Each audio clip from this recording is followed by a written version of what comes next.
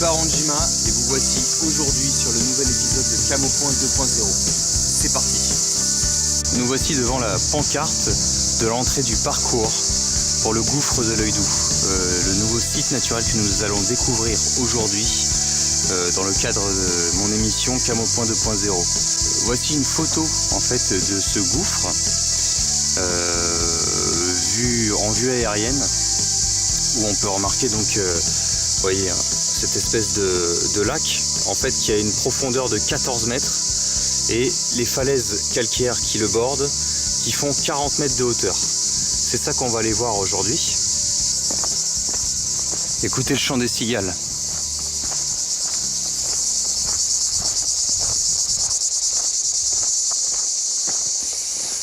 Voilà, donc là je suis en train de parcourir le sentier qui mène au gouffre de l'Œil Doux. Un sentier vraiment magnifique, exceptionnel. Je marche sur une multitude de cailloux, de pierres, de roches calcaires, façonnées depuis le Crétacé, époque de la fin des dinosaures.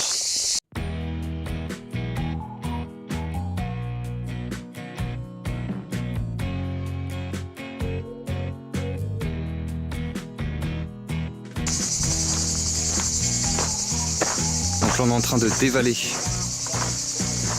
le sentier. Au bout de ce sentier il y a une petite bergerie et le gouffre de l'Œil Doux se trouve à la droite de cette bergerie. Alors pour tous ceux qui ont vu l'épisode 4 dans le Vexin français, on a parcouru des pelouses calcicoles, des zones où l'agriculture est très compliquée car le sol est très calcaire et très pauvre.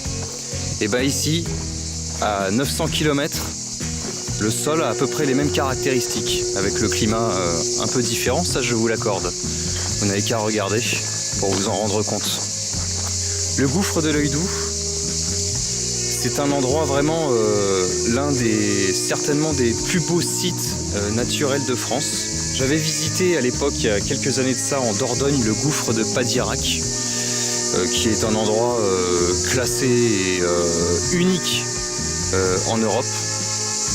Et le gouffre de l'Œil Doux, plus petit que le gouffre de Padirac, mais qui est tout aussi impressionnant, et vous allez le voir, tout aussi saisissant. C'est un endroit en plus qui est bercé de légendes relativement dramatiques, car il y a eu des décès, des baigneurs qui s'amusent à plonger de la falaise et qui se sont noyés tout simplement. Donc c'est un endroit à la fois magnifique de par son nom, de par sa situation géographique, mais aussi dramatique.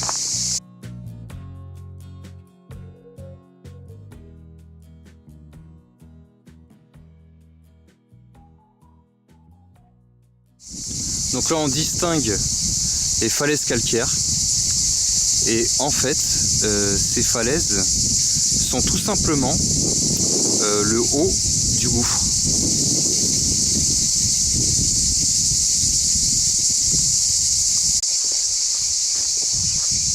La bergerie, vieille pierre.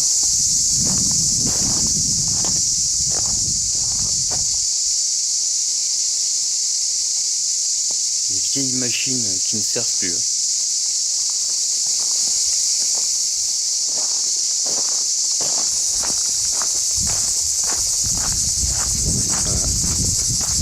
Là, on est en train de contourner cette bergerie et devant nous, nous avons des champs de vignes. Une vieille charrue.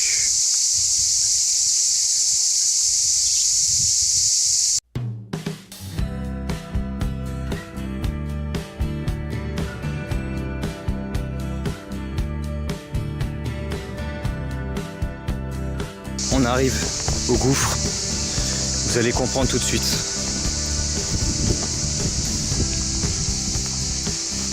Alors c'est très très escarpé, assez dangereux. Donc ces falaises de 40 mètres de hauteur et en bas l'œil vert émeraude.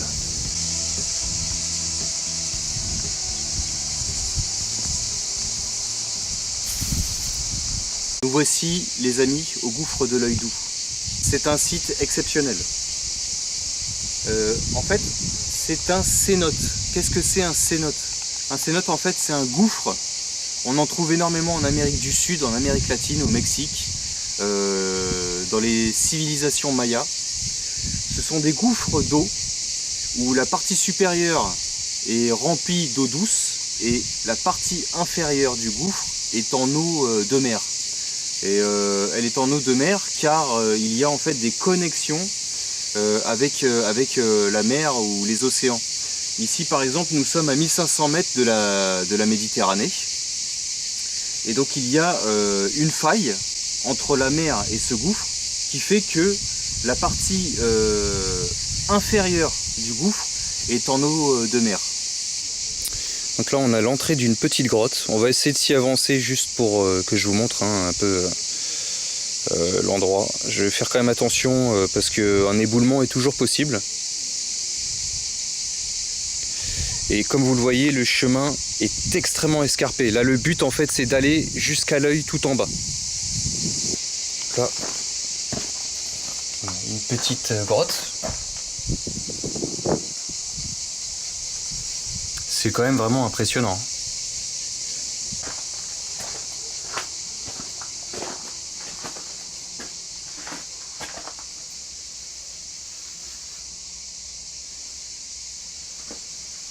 On va ressortir de là, parce qu'il y a quand même pas mal de rochers. Si vous voyez, ils sont encastrés les uns avec les autres. Donc a priori ça fait un moment qu'ils sont comme ça, mais j'aimerais pas qu'il y ait un bloc qui me tombe sur la tronche. Voilà. Allez, on ressort de là.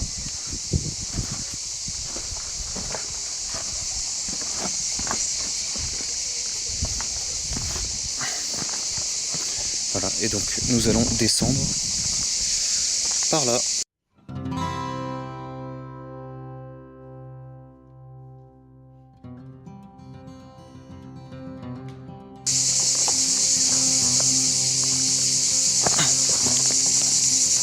Donc là voilà, vous avez, on voit très bien la falaise là, la fameuse falaise où les plongeurs sautent.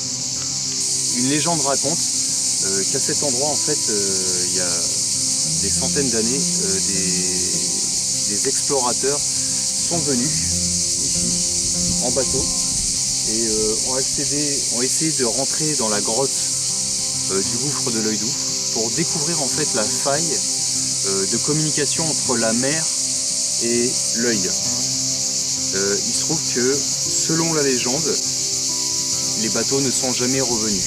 Voilà, ça fait partie des mythes du lieu, hein, des mythes de mort en fait, hein, de disparition toujours.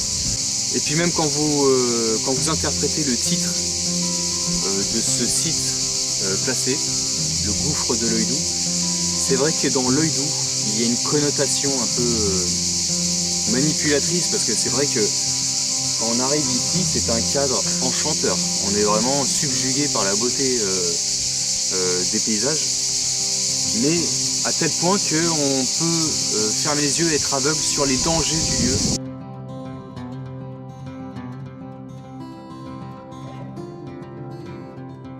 On va essayer de se faufiler là dans cette espèce de dédale de petits bosquets épineux comme des rosiers. Et je voudrais juste vous montrer ce qu'on vient déjà d'escalader. On était tout là-haut là. Donc avec le Baranjima, vous voyez, on fait un peu de sport quand même. Hein.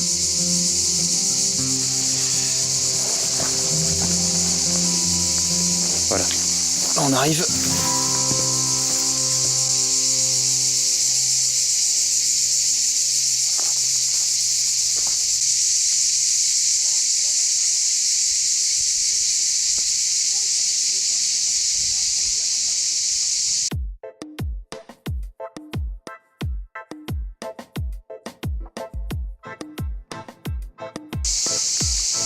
Alors par contre, bon, ce que je comprends pas, c'est que la légende parle d'une grotte. Et donc si les explorateurs sont venus en bateau, je présume qu'ils sont venus d'ici. Je vois pas où est la grotte, quoi. À moins que ce soit une grotte qui parte de la mer, mais d'autres falaises de la Clappe partant de la mer. Mais là, en tout cas, dans l'œil, je ne vois pas la grotte. À moins que ce soit là-bas, là. Cette espèce de renfoncement, là. Ouais, peut-être là.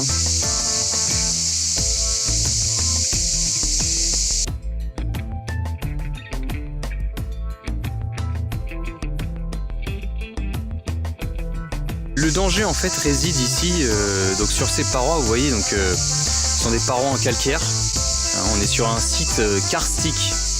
Les sites karstiques, c'est des massifs montagneux, calcaires. Comme il y en a ici, il y en a aussi dans l'Hérault, dans le 34, et on en trouve énormément en Amérique latine. Les éboulements sont tout à fait fréquents. Hein. Et donc le risque, par exemple, là, donc toutes ces roches-là, sont des roches qui se sont décrochées de la falaise là, vous voyez. Donc bon, si je m'étais retrouvé là à ce moment-là, j'aurais été mal.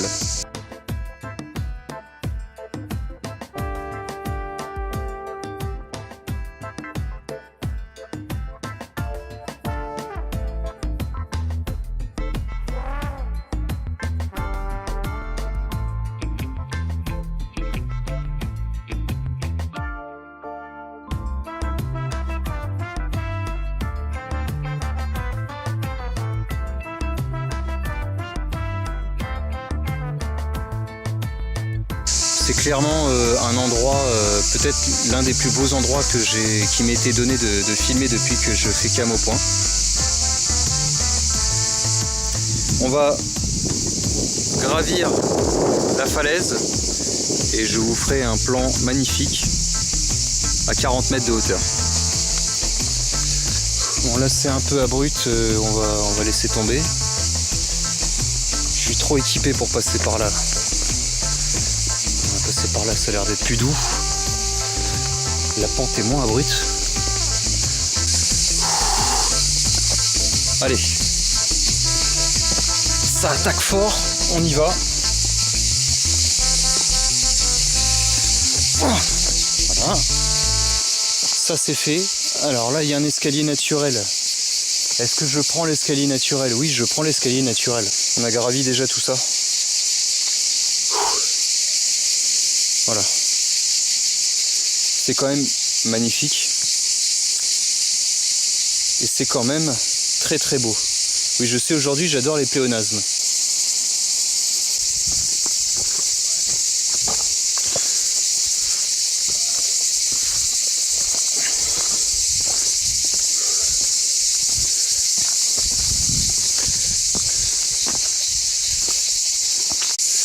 Alors, on va contourner. Et on va se poster au-dessus des falaises calcaires. Voilà, là on est en train de marcher dans le sentier. En fait, on est en train de surplomber l'œil doux là. Hein. Faire très attention, si vous voyez, il y a des espèces de rochers comme ça là, qui percent le sol et qui sont en plus assez glissants. Donc là on est à 40 mètres de hauteur par rapport à l'œil doux de tout à l'heure. Bon, vous comprendrez bien que je m'avancerai pas plus. Il y a des gens qui montent sur ces rochers, mais moi je suis pas casse-cou à ce point. Je tiens ma vie tout simplement. Voilà le toit de la bergerie. Tout à l'heure. Et alors je regrette nullement d'être venu tôt ce matin parce que bon les premiers promeneurs arrivent et ils vont arriver en masse. D'où l'intérêt de partir tôt le matin. Regardez ces failles. Espèce de faille de 3-4 mètres à chaque fois. Hop. Bon, toujours est-il que peut se faire très mal là.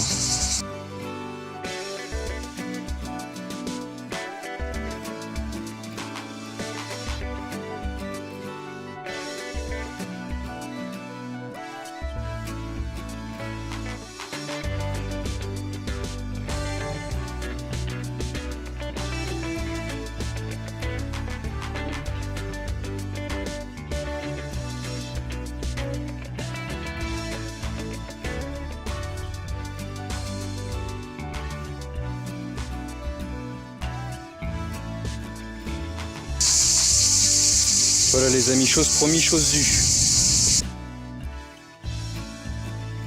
Les amis, ça y est, la visite du site est terminée. On va retourner à la voiture pour faire un petit débrief de l'épisode. J'espère que les images que vous avez vues ont été pour vous inoubliables. Je vous dis à tout de suite. Mes amis, la visite s'achève ici. Je suis très heureux d'avoir participé à cette balade avec vous sur ce lieu extraordinaire, le gouffre de l'Œil Doux. Un endroit baigné par le soleil, bercé par le chant des cigales. Je pense à mon frère qui était présent avec moi sur les 2 derniers tournages. Malheureusement, pour des problèmes d'emploi du temps, on n'a pas eu nos vacances en même temps. Mais Seb, ok. Je vous remercie tous, vraiment, notamment depuis le dernier épisode Trésor caché préhistorique à Paris, car j'ai eu de nouveaux abonnés, pas mal de messages de sympathie et de bonté, et sachez que je suis très honoré par vos messages de soutien. Voilà. Mes amis, j'insiste vraiment, n'hésitez pas à vous abonner, hein, très important. N'hésitez pas à liker mes vidéos si elles vous ont plu, et n'hésitez pas aussi, vraiment très important, à laisser un commentaire. Vraiment. Je vous explique pourquoi. Parce que plus il y a de commentaires sous une vidéo, mieux elle est référencée. Et donc dans les pages de recherche, j'ai une meilleure visibilité sur YouTube. Voilà, c'est très important. Même si c'est une critique, comment je filme, comment j'explique, n'importe quoi, je suis ouvert à tout, ok. Par contre, une règle importante, respect, gentillesse. Je vous remercie vraiment tous et je vous souhaite à tous de très bonnes vacances. Voilà.